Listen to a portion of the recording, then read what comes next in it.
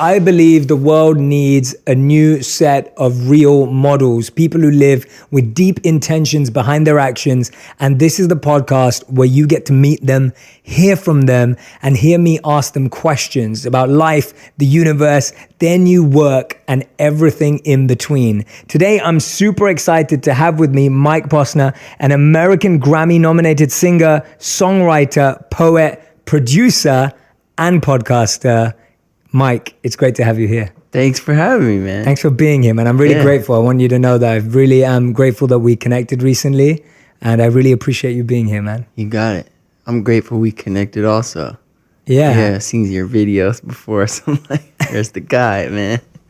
I was listening to your music for a long time before too, so when we got connected. Yeah, that's cool, man. That's cool. And it was nice because I remember Tom, who connected us, he was like, you both have 3 billion views, so you should connect.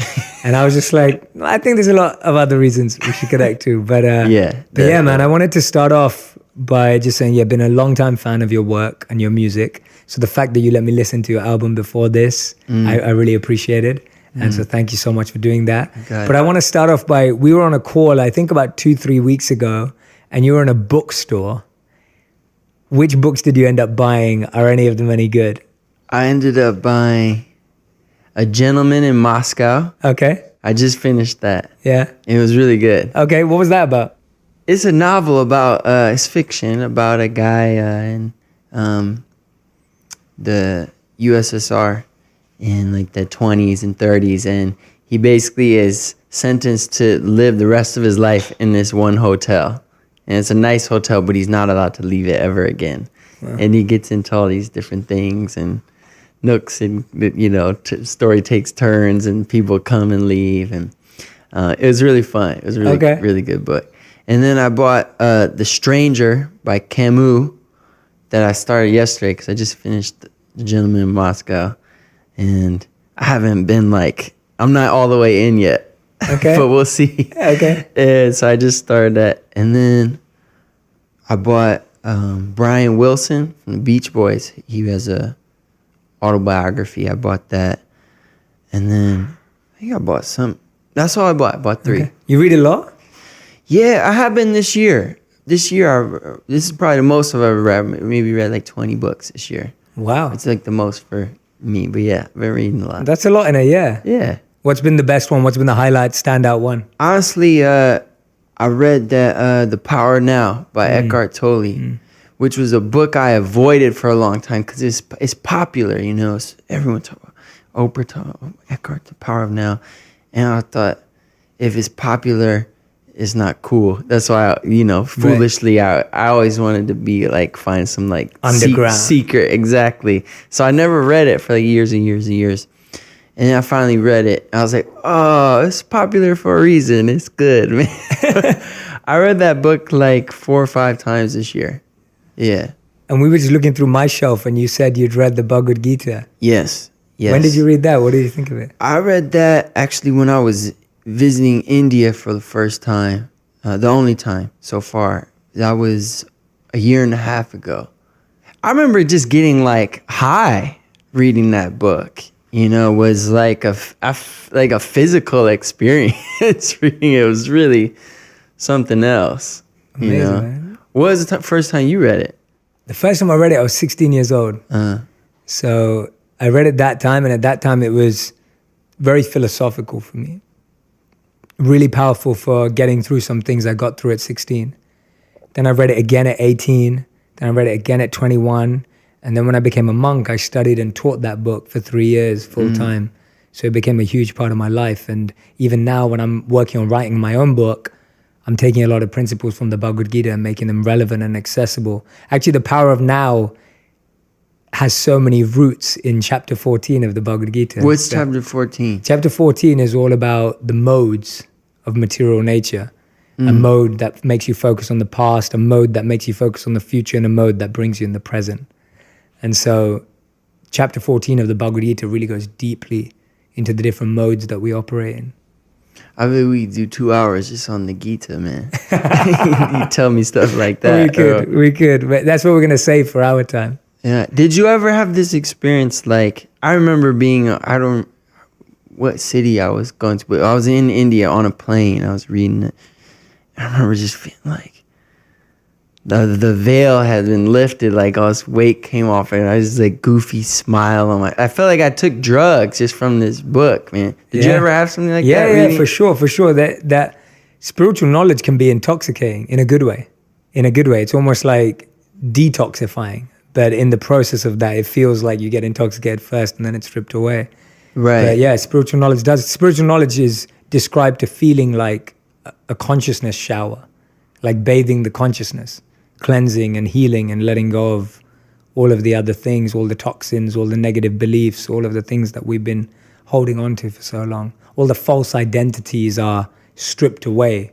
We almost get to see ourselves face to face after such a long time when we strip away and let go of all our false designations and roles that we've been playing. Mm. And what do you do, like... Wait, whose podcast is I know. I just got a question for you, though. Oh, my. It's like, I don't know if it's like this for you, but for me, I will have that was one of them on the plane. I'll have these, like, flashes of very high moments. High is, like, the best way I can explain it, where it feels like... I've heard the word satori. Do you know this word? It's like a flash of enlightenment. Yeah. And what do you do with that after? Am I supposed to always feel like that? Because it's almost like it ends. Yeah. Right? It's like I had that moment on the plane, but at some point that moment ended. Yeah. And I went back to a more normal or default state. And then you kind of like the default state less because you experience this other thing. That's beautifully explained, man. Yeah, it's true. It's true. So what it's explained as in the Vedic literatures is shadow experiences. So a good example is when you're touring, let's say I came with you, I would get to experience everything like I was Mike. I'd get to be in your VIP space. If you took me as a friend, I'd get to be in your zone. I'd get to see things from your perspective. But I'm not Mike. I'm just experiencing the shadow of experiencing it through you. And in spiritual traditions, whether we're with an incredible teacher or a guru or we're with a book, that energy kind of is infectious and spills over onto us and we get that high. And then what we need to do is unpack it so that we can live that high continuously every single day. And what often happens with epiphanies or these moments is that we don't unpack them. We just let them be one-off experiences. But you can feel like that every single day if we choose to unpack and learn through that process of almost reverse engineering, like what was that moment trying to teach me? What did I really gain from it? Like why did that happen at that state? What was I doing right? And then you can feel that way again. But it's also there to scary give us... though. Go on. This is the reason it's scary is because if you're right, this is what you should spend your life doing. But if you're wrong, if you can't feel that every day, if that's not possible, this is a good way to waste your life. And not only that, you could very easily slip into hating normalcy because you've experienced this flash and you think something's wrong with not being there all the time. And I struggle with this because I go, oh yeah, well, let me unpack it. Let me do this work to get there, and I can feel like that every day. But then part of me is like, what if you can't really feel like that? What if this is what it's supposed to be like now? You know, or just make peace with this. Yeah. Well, and I think it's both. I think it is both. I think having that flash, the fact that you've had that experience, is proof to you that there is more. Yes. It's proof to you that there is a greater purpose beyond our existence. There is greater meaning. There is greater fulfillment. And right now, you're totally right. Our current state is this. So if we don't make peace with this, if we don't accept this, if we don't learn to navigate this and constantly live in the chasing mindset, then yeah, we're gonna feel depressed every single day. So that's what I was just saying earlier, that the process and the destination are the same. It shouldn't be seen as separate. We see the epiphany as the destination or a milestone when actually the process on a daily basis itself can be rewarding, you know? Yeah. It's like the creation of the song and the song. You can't really strip them away from each other, right? Correct. Correct. We went right for it, huh? Yeah. We're like 5 minutes in. I know. I love it. It's great. It's great, man. This is what makes this Hit the ground format running. so beautiful. Yeah, I love it. You start interviewing me though. You're the one with all the insights to share. This is because I struggle with this. Yes. This up and down, and I'll go on retreat or something, or spend some time. Like this summer, I spent some time in solitude at the monastery for like 12 days, and it go really high. And you come back in life, and I get tripped up, a fight with my sister or something, and it's like part of you wants to go back to the monastery where you can like control everything, but this is in life, always. And that's the beauty of it. Dealing with the. And that's the beauty of it, that when you come back into reality, you get an opportunity to learn how to navigate it, taking that information, taking that insight, taking those experiences from the monastery, wherever you're taking them from, and then getting them to play out in life. That's part of the experience. I know that when I left being a monk, I actually feel I've had more reflections and realizations since leaving, because I've had to put into practice everything I learned, than when I was a monk. Because when I was a monk, it was protected. It was harder after, I presume, right? It was harder initially. Yes, it was harder.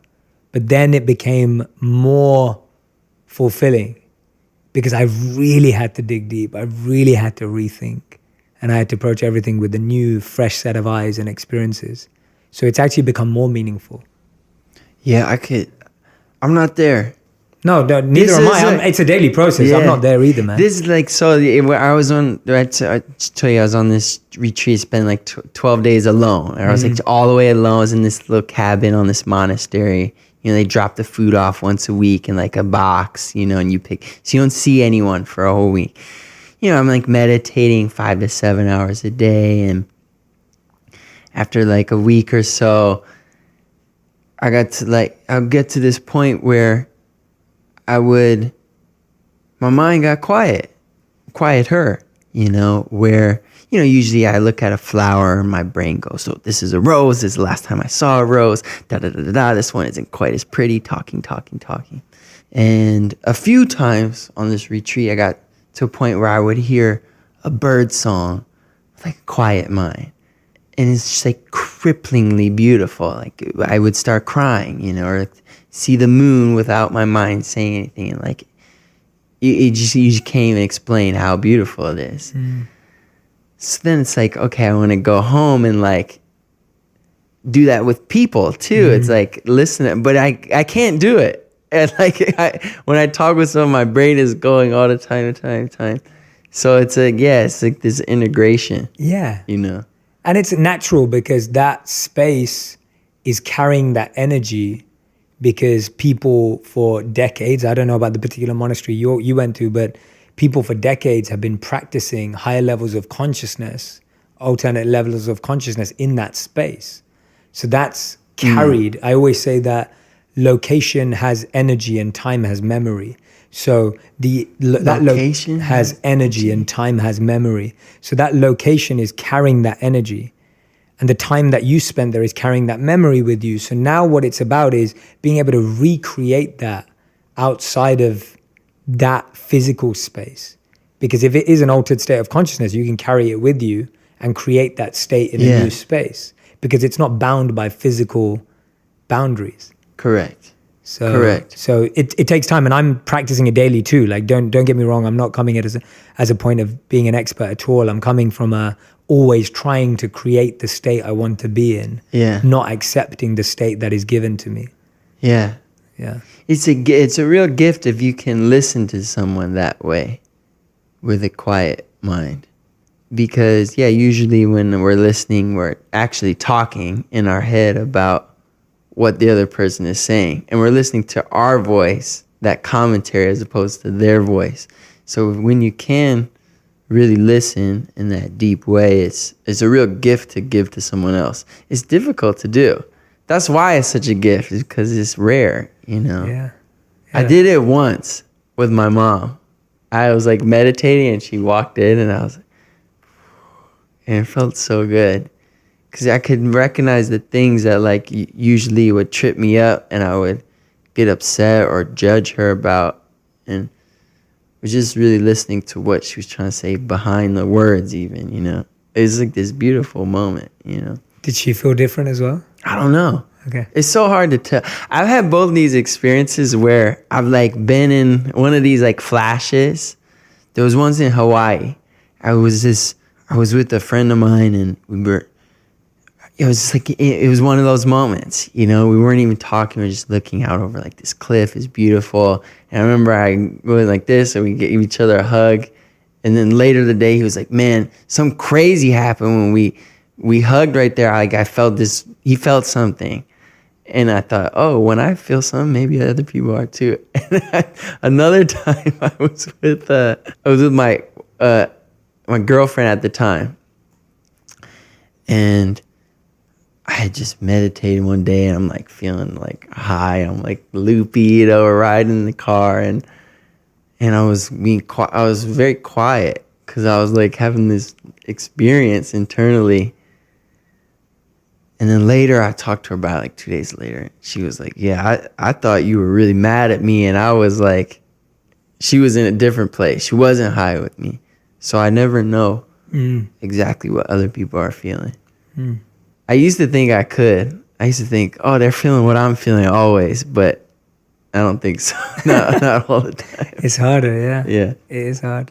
It is hard.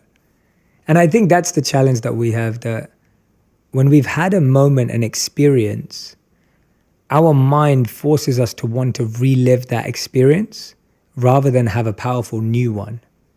And the pain actually comes from always going to go back to where we were. It's an rather attachment. than move forward to where we can, yeah. Yeah. Yeah, absolutely. And that's actually where the pain comes from. The pain comes from wanting to have the same experience, not believing that there is one that can supersede that again in the future.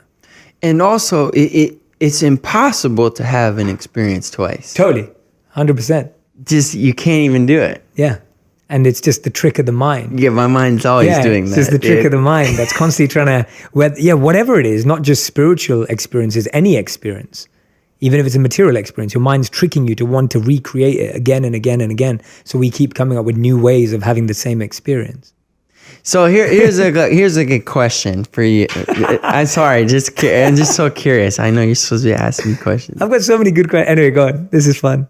This seems to me to be like two kinds of teachers nowadays. When I think of like contemporary spiritual teachers, there's one school that says you can train your mind to think better thoughts, think more positively, get rid of like negative stories or limiting beliefs, etc. You can journal and meditate and do these things and cleanse the mind, make the mind more healthy. That's school one. And then there's another school, I feel like, that says, nope, the mind is inherently dirty. And what you need to do is recognize that you're not your mind. And maybe it's both of those things, I don't know, together, but they seem to, I have trouble because I feel like I have a toe here and a toe there. You know what I mean? It's tough because one day I'll be like, I'll notice myself thinking negative thoughts, and I think, oh, I need to stop doing that. Or do I just need to recognize that's what minds do? Yeah. I don't know. No, that's great. How do you think that's an about awesome that? question, man. I'm so glad. This is a brilliant question. So I look at it from the point of the Vedas or the Bhagavad Gita and that tradition, that school of thought, because that school of thought has given me, in my research of Stoicism and my research of all alternative ways of thinking, I found a lot of good answers there. So the principle is suggested as this, that the mind, its function is to desire and want and will, right? That's the function of the mind. What's often missed out in any of these schools of thought is the position of the intelligence. So the mind is compared to a child and the intelligence is compared to an adult. And so we are not the mind. Definitely, that's for sure. We are not the mind. We are consciousness beyond the mind. But there is an interaction with every thought between the mind and the intelligence. So, for example, I'll paint a picture because it's easier. Let's say you've decided that you want to go on a diet, right? Let's say you've decided you want to go on a diet, you want to eat healthy stuff. The mind sees a chocolate fudge cake. I'm picking that because I love chocolate fudge cakes. So the mind sees a chocolate fudge cake and the mind goes, I want that right now. I need to have that. Like, I need that chocolate fudge cake. And you think the chocolate fudge cake's looking at you saying, eat me, right? Like, you think that. And so the mind's having this whole conversation. The mind thinks back to every time it's had chocolate fudge cake and how happy it feels when it has that. And you think, yeah, I need to have this fudge cake. I need it.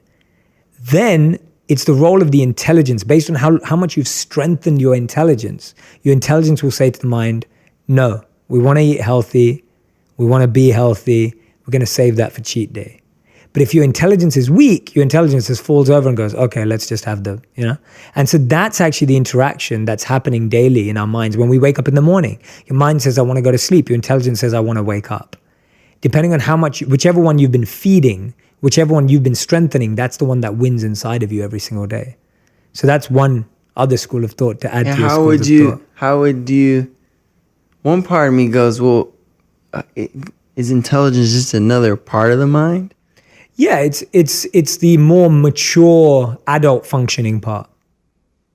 But even that is not really us. It's not. It's our ability to be able to use it to steer our life in a certain way. So the analogy that's given is of a driver in a car. Like when you have a car accident, sometimes we're like, oh, that car hit me. The car didn't hit you, it hit the car.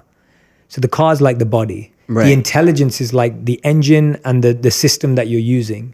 The steering wheel is like the intelligence. And then you, the driver, are the consciousness.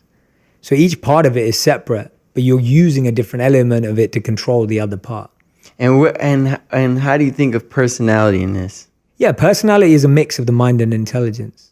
But do you think like who we are at our deepest level is our personality part of that? Is like the personality part of the car is what I'm asking. Yeah. You know? Yeah, absolutely. I think so too. Yeah, I think so too. I think that, and I don't know, but I think that when I die, obviously my body will expire, but I think my personality will expire. Correct, yeah. But some essence of I'm me with will you, keep man. going. I'm with you.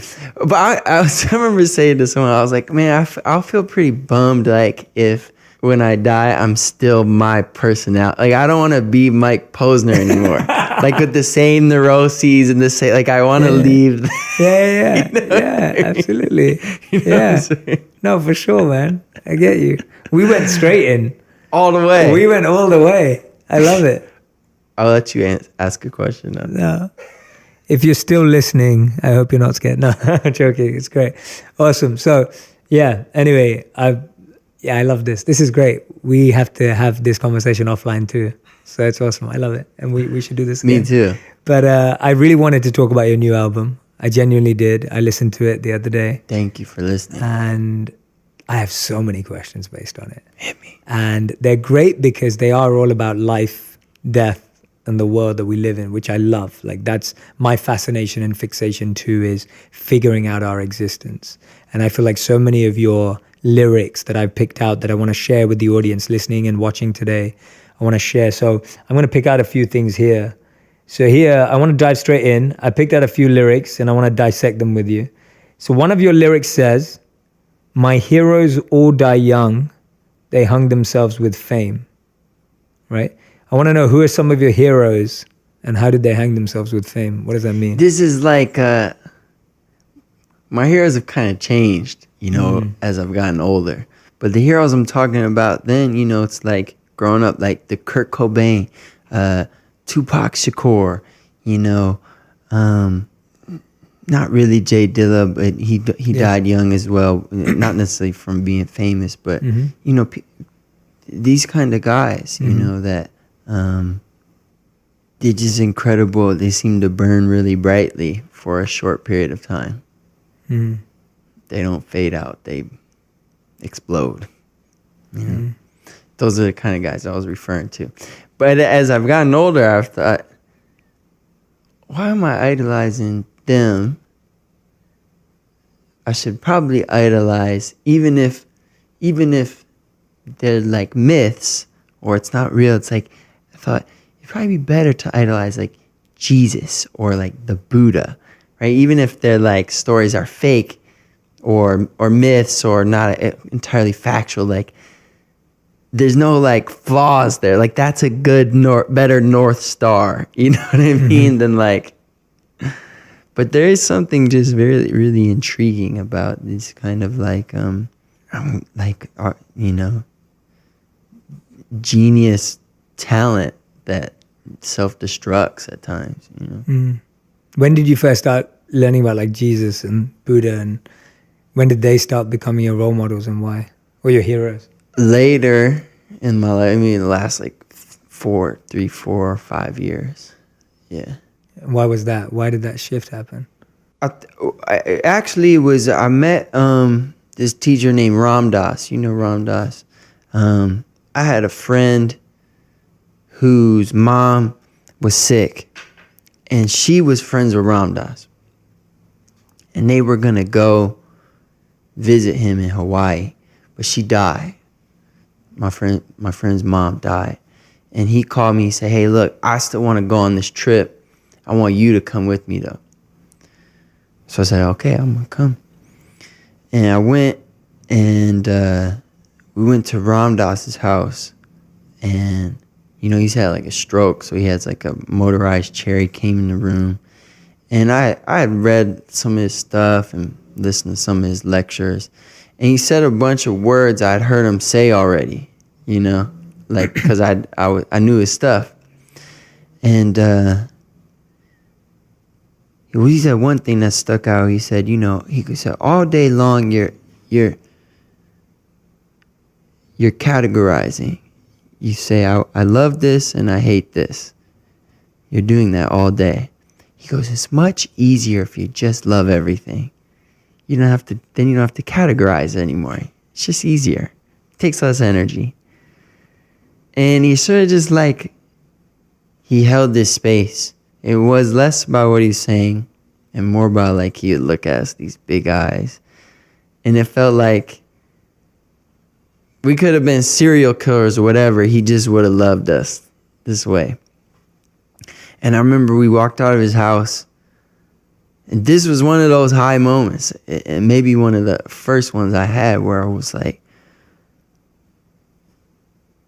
almost like keeled over and start crying. I was just like looking around. I felt like I was in a new world, and I felt like I was in love with all the stuff, like the rusty gate and the dirt on the ground. I just loved it all. And it ended, you know, I felt like that the rest of the night, and it ended.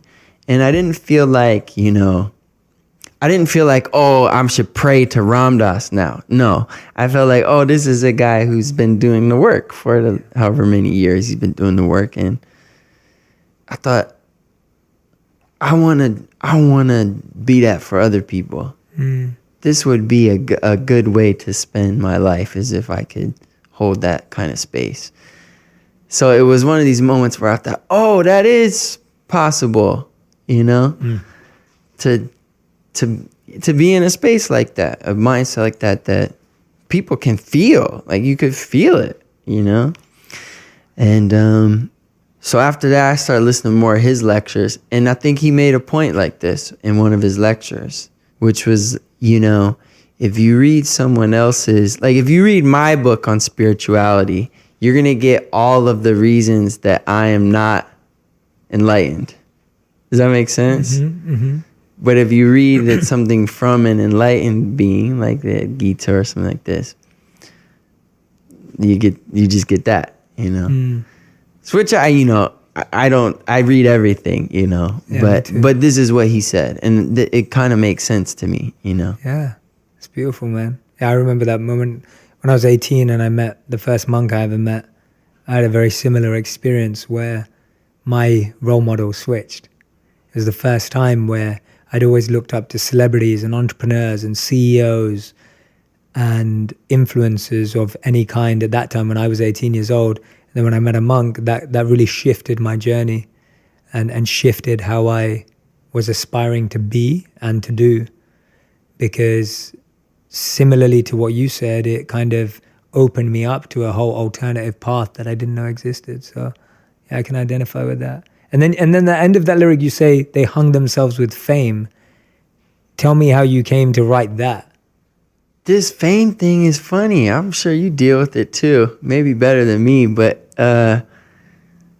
it's just so easy to get addicted to it. You know?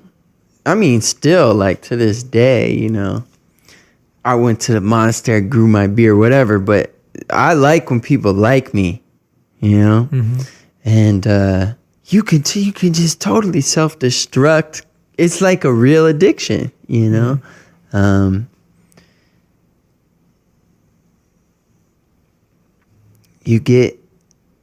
It's like people would do anything, especially when you get a taste of it, you do anything to get more of it, you know, and can kill yourself this way. Yeah. People do, you know. Yeah. You know, the cause might be a overdose, something like this, but it's that, you know. It's, you know, like my friend Avicii died this year, you know. This kind of thing. It's a weird vortex, the fame thing to be in. You know, and I'm not like really famous. I have like some friends that are like super like I can like I walked in here, you know, like no, if someone recognized me, it's like one person. I can like talk to them for a second and I like go on with my day. You know, I have friends, you know, they can't go in public. They get like mobbed. It's not like that for me, which I like. It's just you get into a weird, I feel it on tour because each night I'm playing the show, people are there just for you, for me, you know. So in that building, I'm like super famous, you know. And then when I go back on the tour bus, everyone that I'm living with works for me, which is it's just weird. It's not real life. And then I get used to it, and I'll go out of that vortex and expect everyone to like be waiting on me and this kind of thing. And it's like, whoa, no, that's not reality, you know? Yeah, I want to dive into that thought that you were saying about liking being liked. Yeah. Like we all like being liked. Yeah. Is that a bad thing? Is it a good thing? And this whole process you're talking about of fame, how have you worked through it? How have you seen your friends work through it successfully? Like, what have you found? What have you learned? I know there's no perfect antidote. Sure. The first thing that pops up is probably a survival thing, right? You know, if you're liked by the people around you, less likely to be killed by them, you know? Like, yeah. It makes sense that we like being liked. If it indeed is a universal thing, which I think it pretty much is. And I'll tell you the wrong way that I've tried dealing with it, and I see other people doing this all the time, from afar and from close, which is I will try to prove my autonomy by doing the opposite of what I know you like. So there was a point in my career like 2-3 years ago where I thought everyone knows me this one way, I'm gonna do the opposite. So I feel like I'm still my own guy. I'm making my own decisions. I'm not pandering to other people. So I remember I stopped. I was eating every other day, and I lost 30 pounds. And I was already a healthy weight when I started, so I was really skinny. And I dyed my hair green. I had a green mullet. And I was doing photo shoots where I was wearing like makeup and women's clothes. And there's nothing wrong with that. They actually look pretty cool. But it wasn't, the reason was messed up that I was doing it. Not the actual thing. Some of the photos are very beautiful and this kind of thing. And the reason was I was doing the opposite to prove to myself, hey, I'm not attached to your opinion. But if you really think about it, I'm still very much attached to your opinion. Your opinion is still dictating what I'm doing, even though it's the opposite of it. Instead of just me just being me. So I don't know if I explained that very well, but Explained it really well. Totally. I see that all the time with musicians, artists, and just people in general, where they'll be going one way, and they feel themselves becoming attached to other people's approval, and so they flip 180 to prove to themselves that they're unattached. But this is actually still just another form of attachment. Yeah. The Gita says attachment and aversion are two sides of the same coin. So that's totally right. When you're trying to be averse, you're trying to be opposite all of a sudden. Right. But it's still an attachment. Correct. Yeah. The Gita says it in one line. You explained it beautifully. Perfect. No, but you explained it beautifully. Thank you. In it's a great point. I never even thought of it like that. I never realized that that's how a lot of people try and deal with it. That's an interesting observation. I didn't know that. Yeah. So I think I'm still figuring it out. One way I think that really helps is just the way I spend my time in a day. Make sure I'm not, take time to meditate each day, exercise just like with a couple of friends, play basketball, we go to the gym, and then you just get this time away where you're not even thinking about any of these things, and you can kind of revisit them with a little more perspective. Yeah.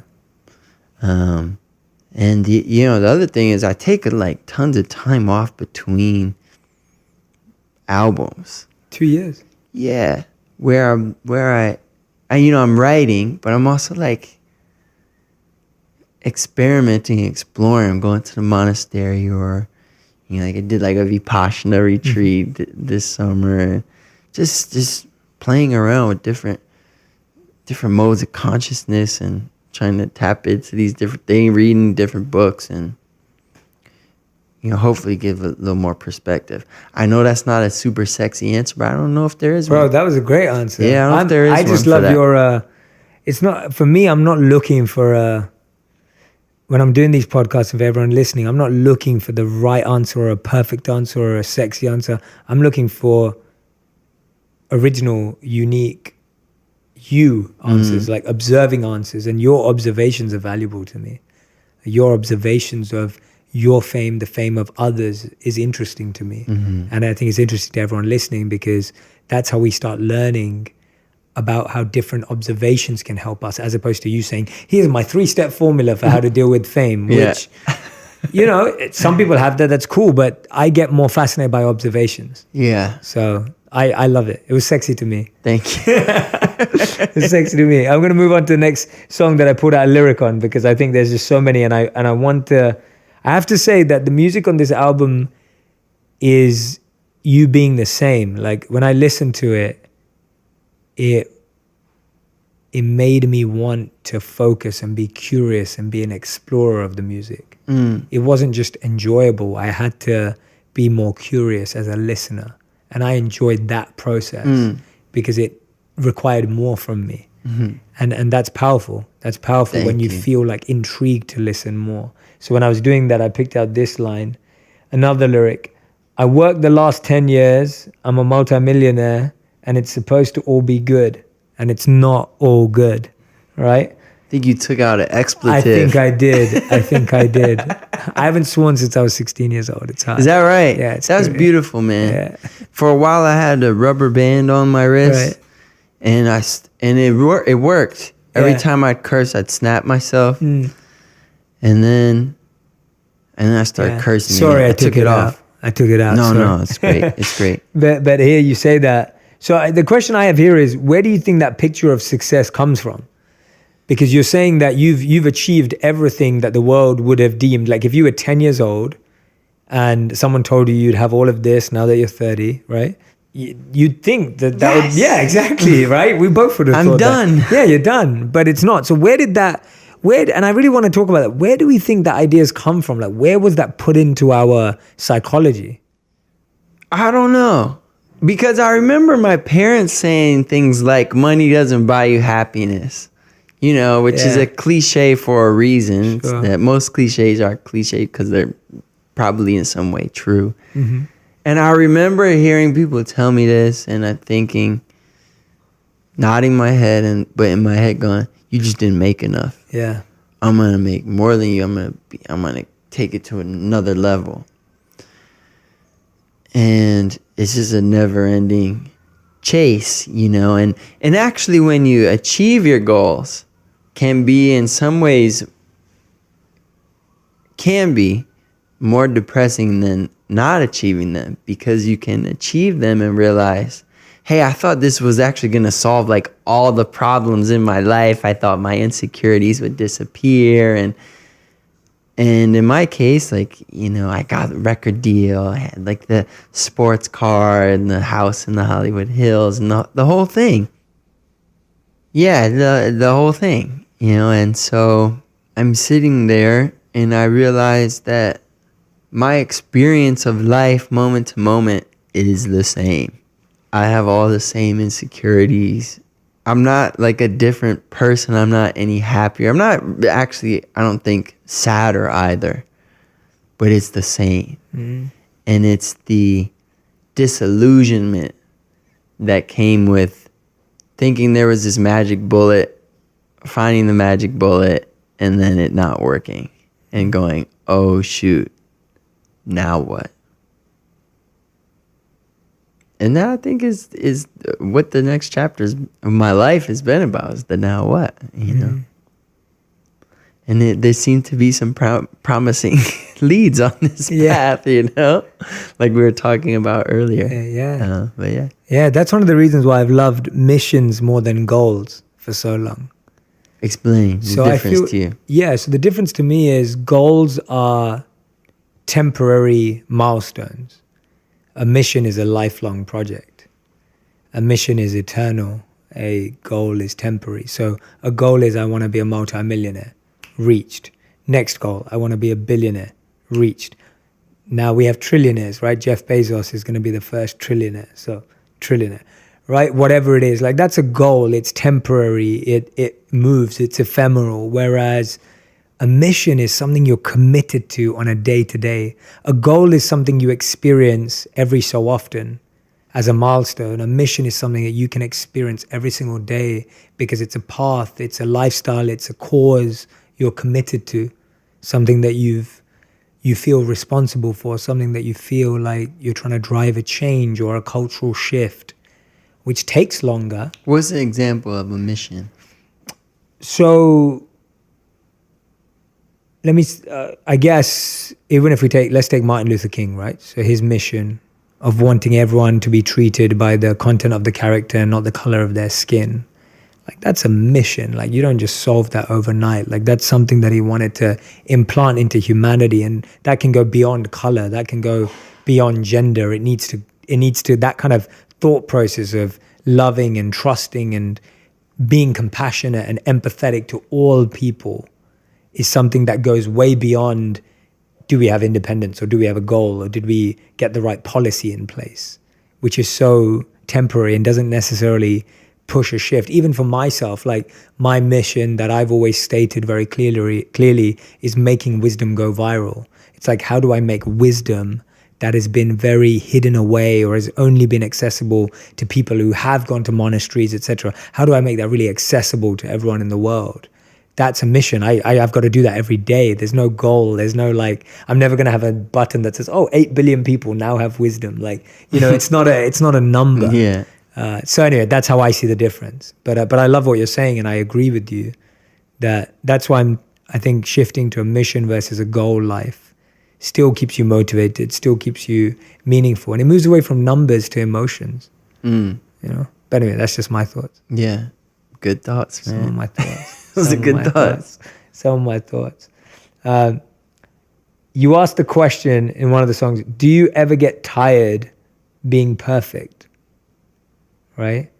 And my big question around this is, what is perfection? Does it exist? And how do you define perfect? Like, how do you see perfection, the meaning of perfection having changed in the world that we live in today? I think what I was... what were you hinting at? I think, and I don't always know what I'm hinting at. Sure. It's kind of like sometimes the thing pops in the head and I just put it down. Yeah. And almost like it's not me, you know? Oh, really? That's how sometimes the songs come out.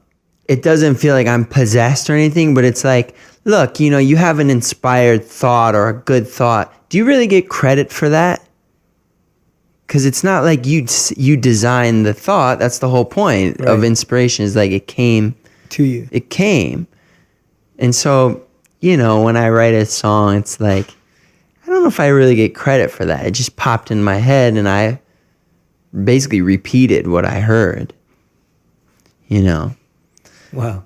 If I write a crappy song, same thing. I don't get blamed for it, you know.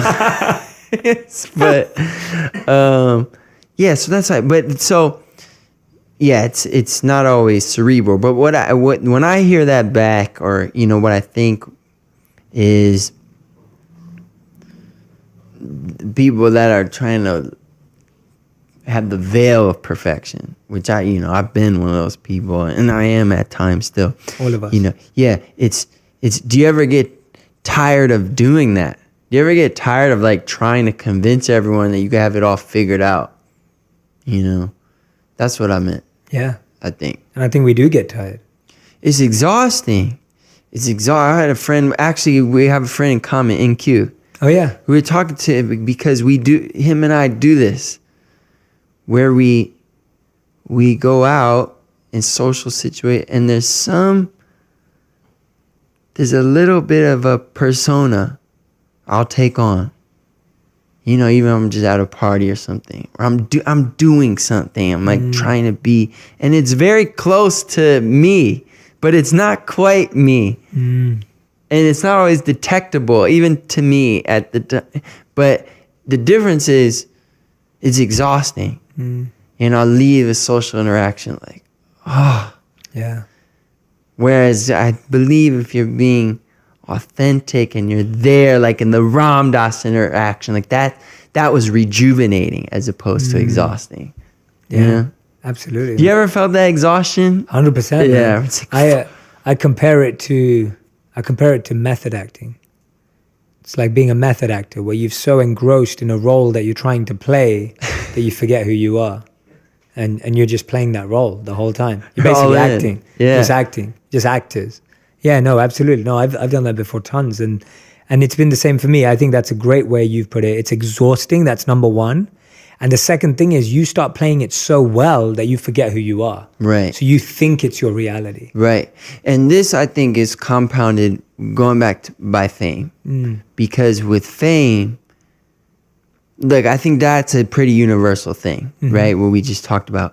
It gets compounded by fame because not only are you doing an act that you think is you, other people now have an expectation of an act, and you don't want to disappoint them. So this pressure is exacerbated. Yeah. Yeah. Yeah, you're spot on. It's compounded by the fact that all these people are expecting you to show up as that person. Correct. And now you have to show up as that person, even if you don't feel like that person today. Correct. Yeah, it's like having to put on a Halloween suit every day. Yeah. As in like having to put on a costume. It's so funny. Like I go through so many ebbs and flows every day. And I don't know if this is like normal other people, but like, look, every afternoon I get kind of depressed. Every single one. Like I feel it already. Like I'll get a little tired, you know, it's like, you know, it's like in the mornings, like when I first wake up, I'm like kind of sluggish. Then I'll like meditate, I'll exercise, and then I'm up, you know, and I feel like kind of high in the morning. And it's like this all the time. And there's all these colors and emotions and shades of colors of how I feel each day. And then I'll have like one song of the thousands of songs I write that becomes super famous. That's a glimpse, you know, just like a snapshot of one of those moments. And then there's the expectation that that's you. You know, it's like 11, 13, 3 years ago on a Tuesday. That's you. It's like, no, that's me at 11, 13, 3 years ago. That's who I was right then. Wow. But this is me, you know. Yeah. I love that. I think it's great. And I think you just repeating that and saying that is putting that message more out into the world. For everyone else who's listening, to actually get that message too. That let's not be defined by just that one glimpse of our life, whether it's good or bad even, right? Because we just let ourselves be defined. Yeah, a human being is impossibly, it's impossibly complex and beautiful. At the same, there's this moment this summer, I was thinking about how, like, the difference between what's real and what's not. You know, like the microphone here, this is real. I would say, for just our sake of discussion, let's say this is real. Like, it exists in reality. I can touch it. It's there. And I was on retreat and I was thinking, I have this map of in my head, like what I've accomplished, what I want to accomplish, like a trajectory. But then I thought, that map is not real. Because it doesn't exist anywhere but in my thoughts. Like, I just made it up. In the same way that is not real, who I think I am, which to me was like my facts of my personal history, my name, my occupation, my age, mixed with like memories of emotions that I have, like emotional reactions, mixed with like honestly archetype characters from movies or books, all that mashed up. That's like, that's who I am. It's like my personality. That's who I am in my head. And I thought, that's not real either. No. It literally does not exist. And other people have an idea of who I am, but it's not even the same one that I have in my head. And it's just, like I was spending so much energy like curating this thing in my head and like making it look perfect. But A, no one else sees it. B, it's not there. It's not a real thing, you know? It's just so silly. We do that like all day long. Like, I have to do this or accomplish this or act in a certain way in order to keep this idea of myself, this picture of myself that I have looking beautiful, or add some stroke to it. But it's not there. I don't know. Yeah, no, it's true. That you reminded me of literally my favorite quote. I say this everywhere because it's such an inspiration for so much of my work. In 1902, a sociologist named Cooley said that today I'm not what I think I am. I'm not what you think I am. I am what I think you think I am. Right. So we live in a perception of ourselves, meaning if I think Mike thinks I'm happy, then I feel happy. And if I think Mike thinks I'm weak, then I'll feel weak. So we're basing how we feel about ourselves on how we think others feel about us.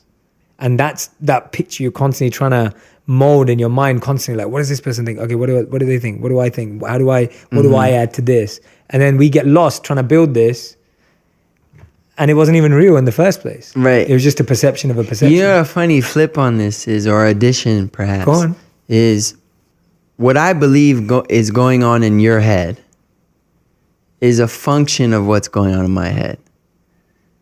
Does this make sense? Yes. So what I suspect you're thinking about is really just the crap I think about, because that's all I have. I've never been in anyone else's head. I've only been in my head. I know my thoughts.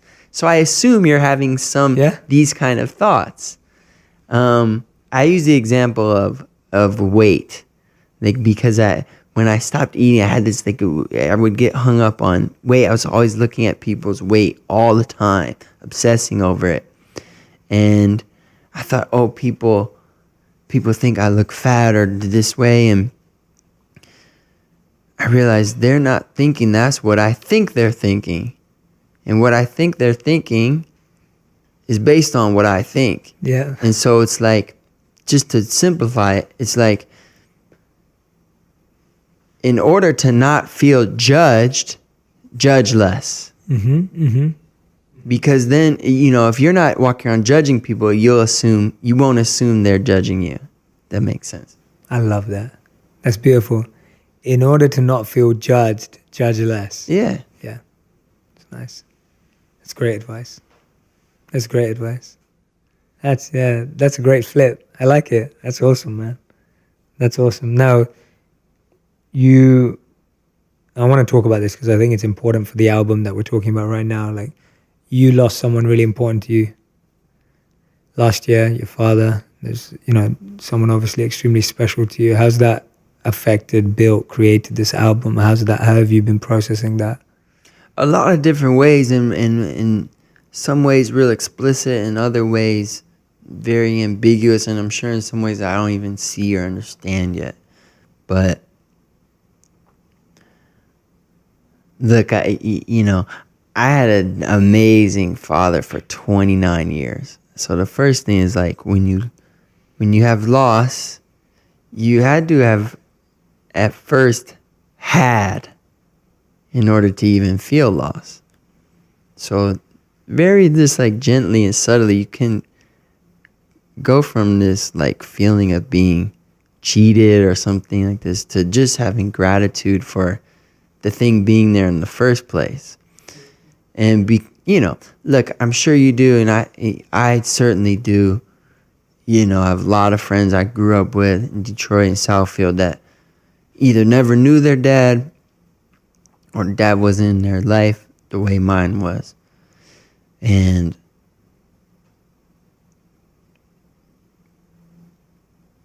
it almost feels like silly to me to be too sad because I had this amazing gift.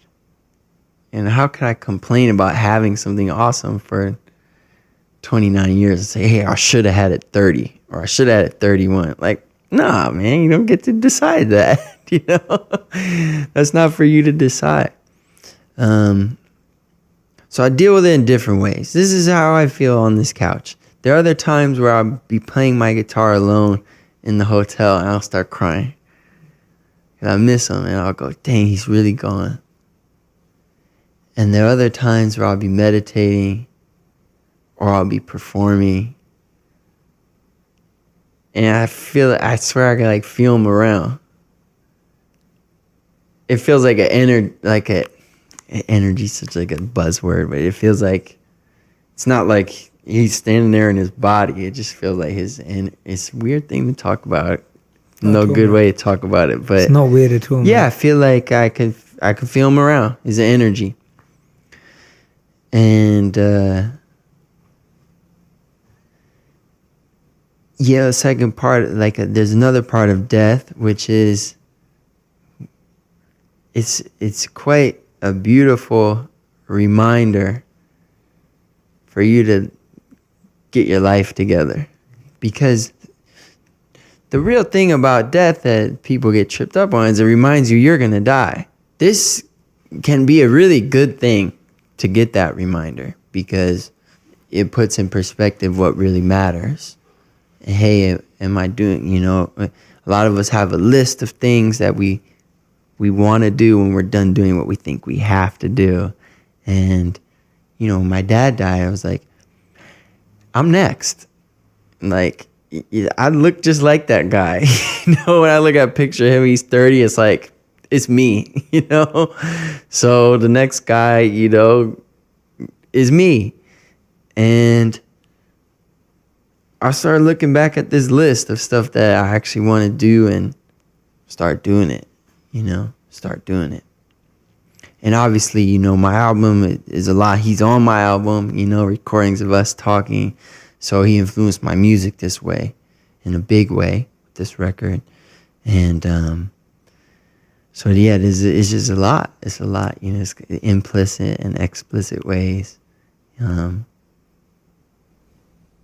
He's a great guy, great man, And I the older I get, the more I understand how beautiful of a man he was. When I think about, or I see friends that have families or kids and really seeing what that actually entails. It's a lot, And I think about, when I was on the basketball team in high school, and I never played. I was really short, and I just sat on the bench. And he would be at every single game. He'd be the first parent there. I remember one time he said, Mike, I'm really sorry. He was an attorney. He said, I have a case. I can't move it. I'm going to miss the game. I remember thinking like, all good, man. I don't play anyways. I don't know if you noticed, but like, I just sit there and I remember it was an away game. This was like in Pontiac, which is, 34 minutes away. Our bus pulled up. And we get off the bus, we're there like an hour too early to warm up. And there's one guy in the stands. It's my dad. He's like, I moved the case, I got it. He was just always there. He always showed up, Wasn't a perfect man. No one is. But, yeah, I love that. I love that guy, man, forever. He was funny, too, man. He was a goofball, man. Silly guy and beautiful. I just this loving,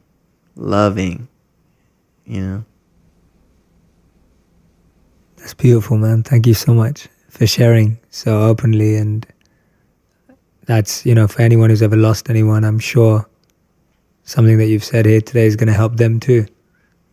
Yeah, and another thing, I've spoken. There's a guy I know who's become a friend. He's a hospice chaplain. So he helps people die and helps families of people. And he says the one thing you can count on grief to do is to surprise you. So often we feel something, when we have this loss. And the biggest question is like, is this right? Should I be feeling this way? And the answer is there's no right. Grief is surprising. It's going to hit you when you're not suspecting it. Sometimes longer. People expect, it's been a year. Yeah, why am I You're not? good, But it's not how it works. It's not how it works. And for me, I actually wasn't even sad when my dad died. I thought, man, I had my dad. It was beautiful. He wasn't in pain. All my family's here. We're having this beautiful funeral. We're celebrating his life. I didn't cry. I was smiling. It's not wrong, right or wrong. It's just how I felt, Later, my mom was playing, 8 months later, she's playing checking her voicemail, and she's going through she gets to one of my dad when he's alive. He was sick. I lost it. I was weeping, man. Like a baby, I started weeping.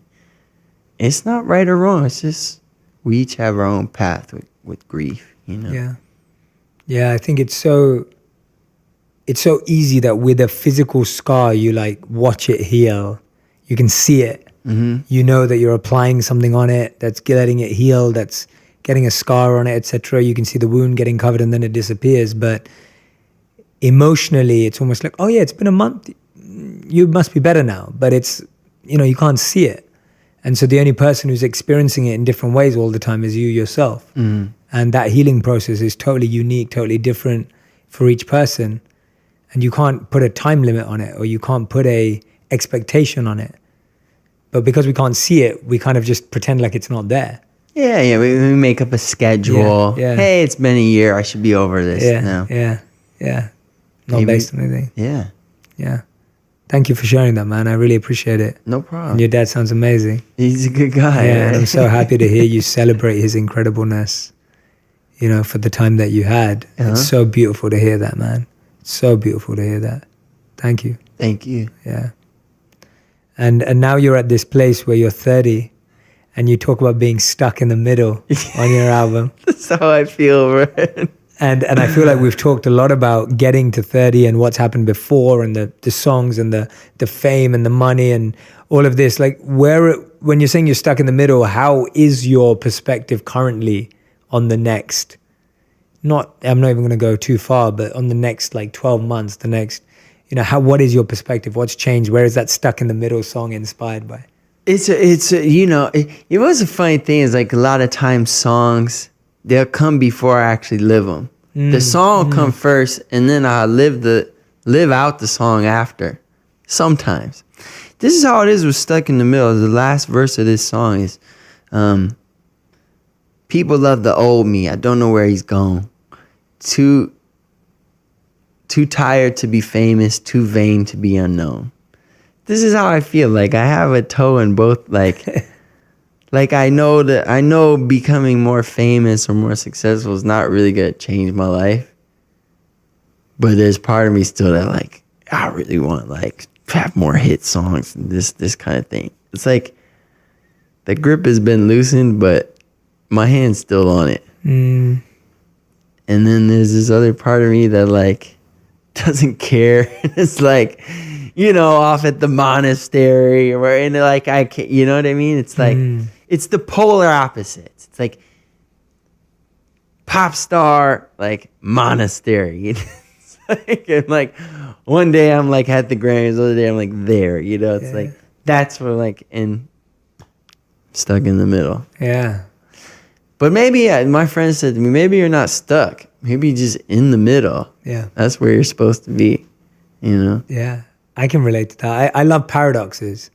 I myself feel like a paradox. I felt like a paradox my whole life.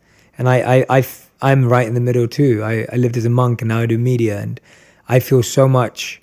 But what I do know is that in my own way, I'm refining my intentions on a daily basis, aspiring to use any platform I have for something higher than myself. Because I know myself that after having been a monk for 3 years and lived in a monastery and an ashram for 3 years, I didn't feel like I was fulfilling my purpose either because I wanted to really give what I learned. And I had this desire to share it because I can't get away with who I am as a person. I've always been driven. I've always been motivated. I've always been someone who wants to share, etc. So I can't get away from that artificially. And if I do, I'll only end up feeling useless. And then at the other end, I also know that I have to be wary that I don't get too caught up in the world because then I can lose that monk. And so for me, I couldn't agree with you more. I think being in the middle is such a beautiful place to be. It just requires a ton more work. And that's our challenge. That's how I see it. Like you're reminding me of my own challenge to myself that when you want to operate at either end, ignorance is bliss or wisdom is bliss. And then when you're trying to be in both, you're like in the middle. You're having to, make sense? Yeah. Does that make any sense? Yeah. Yes, it does. Ignorance is bliss when you're like full in the world, like full hedonistic. Yeah. Wisdom's bliss, you're full in the monastery. Yeah. And like having both those in your life integrated is that's the real work. No small task. Yeah. We're like setting ourselves up for the hardest thing. I'm going to have to learn from you. I'm going to have to No, bro. I'm here to learn from you. That's why I was trying to hijack your interview and ask you all the questions, man. No, at all, man. You've given like what I'm listening to you, like this, by the way, for everyone who's listening, when you listen to this album, which I really, really recommend that you do, because when I was listening to it, I was exploring. Like if you're fascinated by what Mike's saying on the podcast right now, if you're watching this, hearing this, when you listen to the album, you'll be able to see it mirror across. It's such a profound piece of work. It's profound. Like that's the right way to put it. And yeah, if you're a fan of Mike, or I'm sure you've heard some of his stuff. If you haven't, this is the stuff that I want you to listen to. Thank you. But yeah, we spent a lot of time. It's weird making these albums. Like perhaps like a dying form of art. The album, because people don't as much listen to them through. But I sort of don't care because I do listen to albums through and I love albums. And so we spend like months on transitions and song order and transitions. Like a lot of my songs will connect, you'll see the marker go from like track 4 to track 5, but the music there's no change, there's no like break. And so, we spent like a lot of time on that. It's like, I don't know if anyone's going to listen, but like, we did. Yeah, no, I still remember the feeling of looking forward to an album coming out and like going to buy the CD and like opening up the pack. And like, I still love listening to albums because the songs that you hear on the radio are never anyone's best songs, in my opinion. Like they're a good starting point, but they're like the taster. Right. They're like the free meal, but it's like you want the full experience. And with your process is different, right? Like you don't put a single out and test. You kind of build the whole thing because you don't want to be affected by it. That's what I Yeah. read from your work when I was doing my research. Yeah. Yeah. Which I don't think it's wrong to do it this No, way. no, I have no, a yeah. friends, you know, they'll make, you know, half the album, they'll put a single out, and they'll see what people say about it, and then they'll finish the album with that information. I don't like this way. I like to do the whole thing. And I don't let anyone hear it except for my friends that are working on it. But manager doesn't hear it. No one at the record label hears it. No one. Until I make this thing how I think is great. And then I'll play it for a few friends I trust, get feedback. I'll go from there. If the feedback hits me in that tender place where I know that it's right, I'll address it. And if I think they're wrong in my heart, I don't address it. And then I go to a record label and say, here's my album. It's done. Yeah. And that's it. It's done. It's awesome, man. I've got the 5 big questions for you that I always talk about. I want to hear you play as well, but these are 5 big questions. So the first big question is, what's the best thing you've ever let go of? Best thing I've ever let go of. That you're happiest about letting go of? Because you've really cleansed, you've healed your work, you're doing the work. So I would say there's been a few times where I've moved into my van, not because I had fallen on hard times, because I felt like my possessions were weighing me down.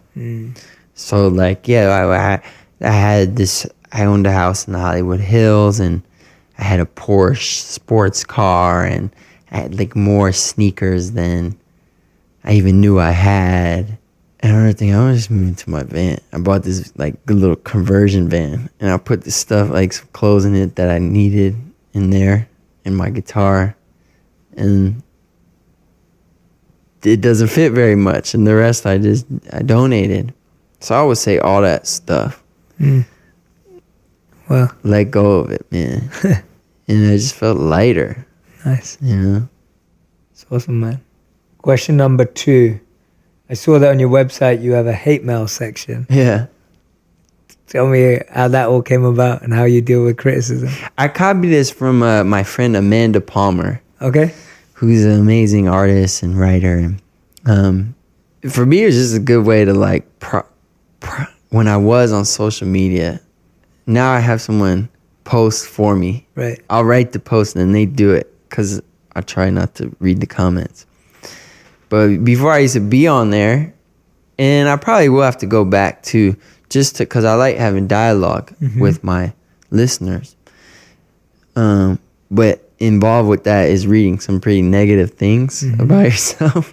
And before, they used to just really hurt my feelings.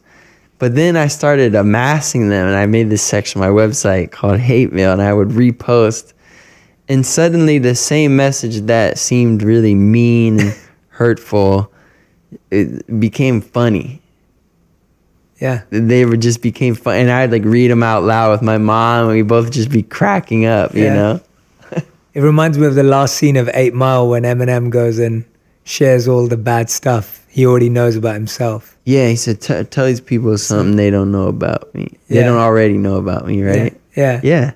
And it's like when you've done that, it's like no one else has got anything left to say. Exactly. Because you've already said it. Exactly. I love that, man. Okay, question number 3. The best advice you've ever received. The first one that comes to mind. Probably that Ram Dass advice. I liked it. Just love everything. It's way easier. It's way easier. Don't. I'm repeating it, but all day long, it's like, hey, I like this, I don't like this. I love this, I hate that. Just love everything. It's easier. It's less exhausting. I love it. I love that too. Thanks for repeating it. Where do you feel change in the world is going to come from, individually, collectively, positive change? Where's it going to come from? There has to be I believe, an internal shift in everyone individually. I mean, look, all of us know, like, war is bad, and we know, like, we need to do more for the environment, and we know the planet's getting warmer. But our action is not lined up with our knowledge, right? It's the same thing. It's like everyone knows how to lose weight. Everyone knows. Like everyone knows what foods are unhealthy, exercise more, but still, many people with that knowledge do not lose weight even though they want to. So people there has to be a shift in I think, like what we opened up about, that we are not our minds. We are more than our minds, and how to deal with minds that have crazy thoughts. And have thoughts that don't serve us and don't serve us as a species either. And there's to be a shift to where we actually see our species as a collective. We don't really, it's like, I see the thing about someone starving in Africa, and it's like, I understand it's bad, but people don't stop what they're doing. There's still a degree of apathy there. So, and I think this is moving in the right direction. I think we're getting there, but not yet. It's a great answer, man. And final question: would you like to play us something? Yeah. Do you have a request? Have a special. No, your inspiration. I always go with your inspiration. I don't want to think about what I think you're thinking about playing. So I'm going to let you go with your inspiration. Your answers are inspirational, so I'm excited for this. I just stuck in the middle. Okay.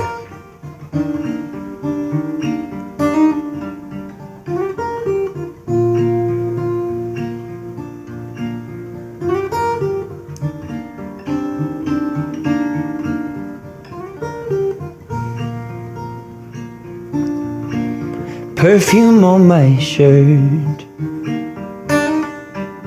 puts me in the past. Too tough to be without her, but too afraid to ask.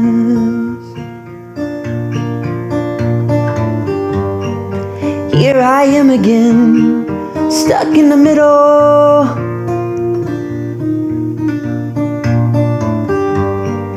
Here I am again, stuck in the middle.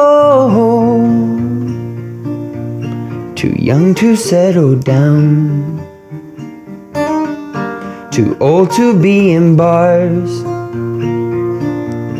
It's hard to take it easy, it's easy to be hard. Here I am again, stuck in the middle.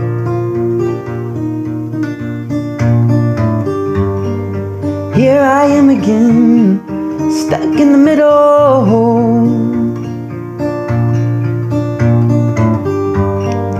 Here I am again, stuck in the middle.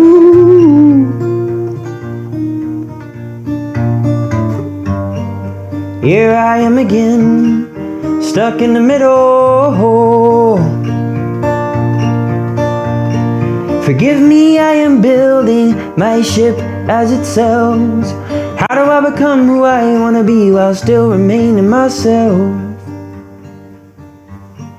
People love the old me. I don't know where he's gone. Too tired to be famous, too vain to be unknown. Here I am again, stuck in the middle.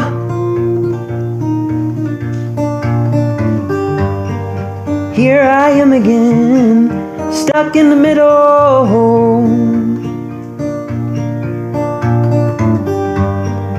Here I am again, stuck in the middle.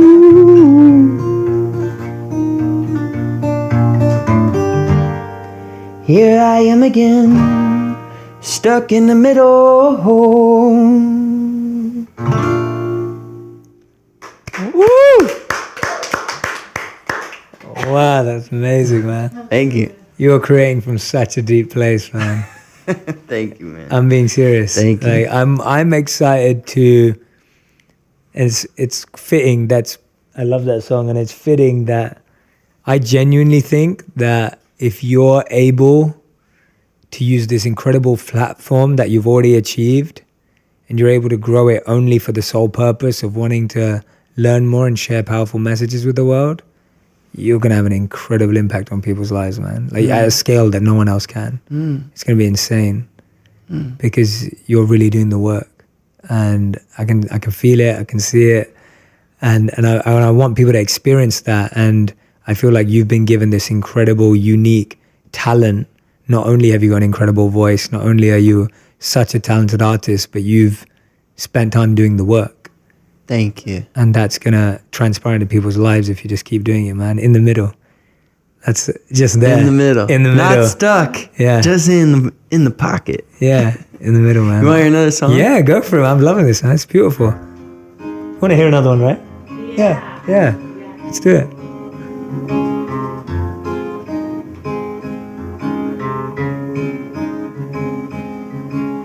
Somebody told me God is simply what we don't know. I saw a butterfly, it was dead but it was gorgeous. And all the robots are just walking down the sidewalk. Kings of the little empires that they made of. And I'm wide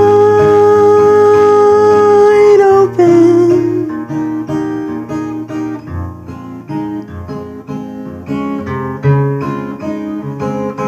Yeah, I'm wide open. Woo-hoo.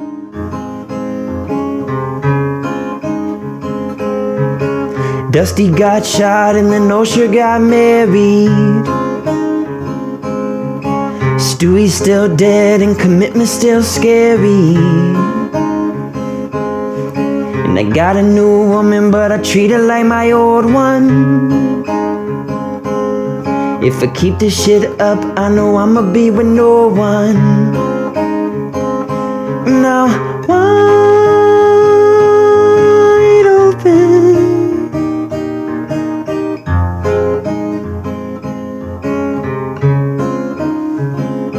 Yeah, wide open. Woo-hoo.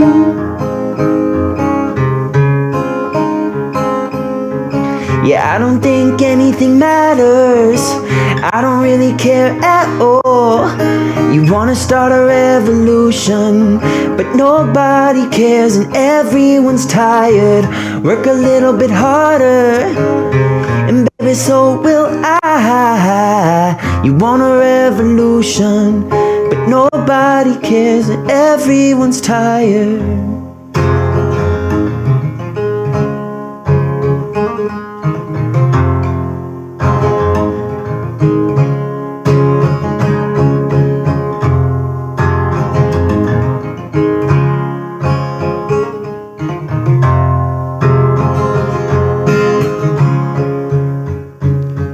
And the promenade's filled with a gray cloud. It's dripping black all over the playground. And the museum's all filled with the Snapchat.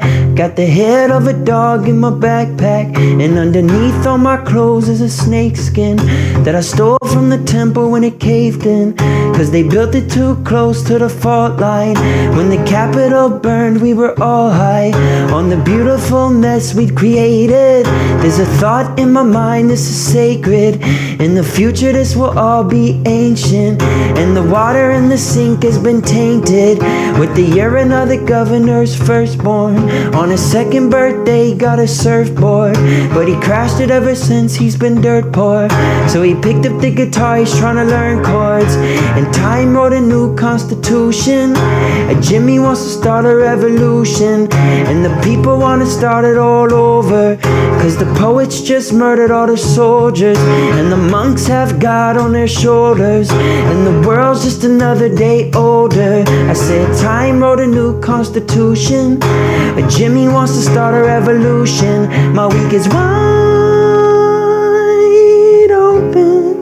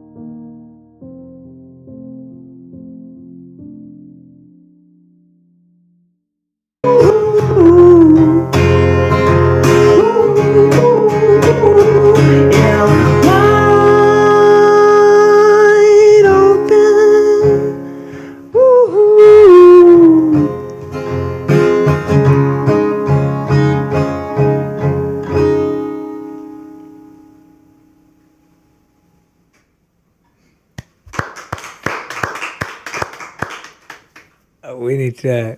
I wish there was like an audience here, man. I'm like, next time. Yeah, we're gonna have to. When I go do my world tour, I'm gonna be getting you to try and get you to come sing these songs, man. I'm That'd like, be fun, yeah, bro. because that's beautiful, man. Thank you. Thank you. It's always more beautiful when the person singing is seeking at the same time. So that was incredible, man. Thank you. I feel so blessed being able to watch that live. Thank you for having me. It's amazing. Me, no, I hope we're gonna continue our friendship, and we are. Yeah, for sure. And we can talk for hours and hours and hours, man. Is there anything that I always ask this because it's important to me? Because, like I said to you before, that this podcast is an opportunity for me to serve you, and it's an opportunity for me to help highlight the incredible work you're doing.